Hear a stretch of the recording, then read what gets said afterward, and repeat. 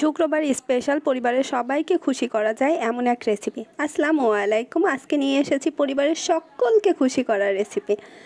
আমার বাসাতে যত যা রকমের মশলা ছিল সব নিয়ে নিয়েছি। আমি এখানে শাহি জিরা নিয়েছি, সাধারণ জিরা নিয়েছি, এলাচ নিয়েছি, দারুচিনি নিয়েছি, জয়ফল নিয়েছি, জয়ত্রী নিয়েছি, পোলাও পাতা নিয়েছি। আমি এখানে জিরা, শাহি জিরা, জিরা, এলাচ, দারচিনি, আদা এইগুলো ব্লেন্ড করে নিব, সাথে কিছু বাদামও দিয়ে দিয়েছি। এবার মাংস ম্যারিনেশনের পালা। মাংস ম্যারিনেট করে আমি রেখে দিব। ব্লেন্ড করে নেওয়া মশলাটা দিয়ে দিয়েছি, সাথে অনেকগুলো পেঁয়াজ, টক দই, ধনিয়া গুঁড়া, আমি অল্প একটু বিরিয়ানি মশলা দিয়েছি, লাল মরিচের গুঁড়া দিয়ে মাখিয়ে নিব। এক পিস লেবু দিয়েছি। আমার কাছে টমেটো সস ছিল না, তাই আমি একটা টমেটো ব্লেন্ড করে নিয়েছি, টমেটো পেস্ট দিয়েছি। মেরিনেট করে 1 ঘন্টা রেস্টে রেখে দিব।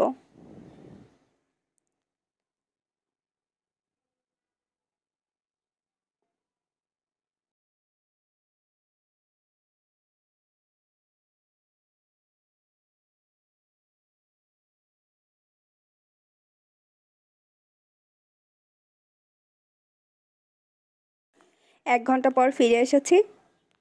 আমি আলুগুলো ভেজে নিব হালকা করে।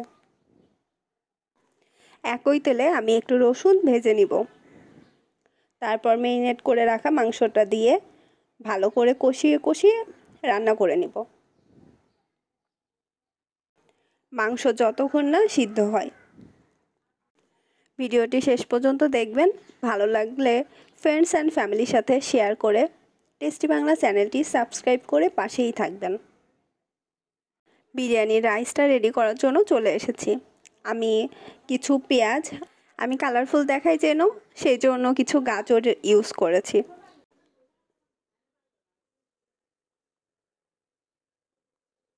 আমরা বিরিয়ানি বা পোলাও যেটাই রান্না করি না কেন, রাইসটা রেডি করাই মেন। তো পোলাও বা বিরিয়ানি রান্না করার জন্য যখন আমরা চালটা ভাজি, তখন চালটা ভাজতে ভাজতে যখন হাতে একদম পাতলা হয়ে যাবে, তখন একদম পারফেক্টলি চাল ভাজাটা হয়ে যাবে।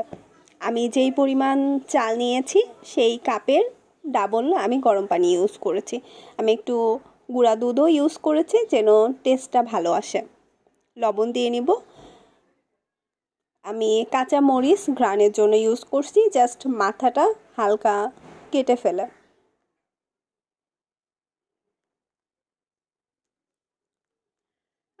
অলমোস্ট 70% যখন হয়ে যাবে তখন আমি মাংসটা দিয়ে দিব।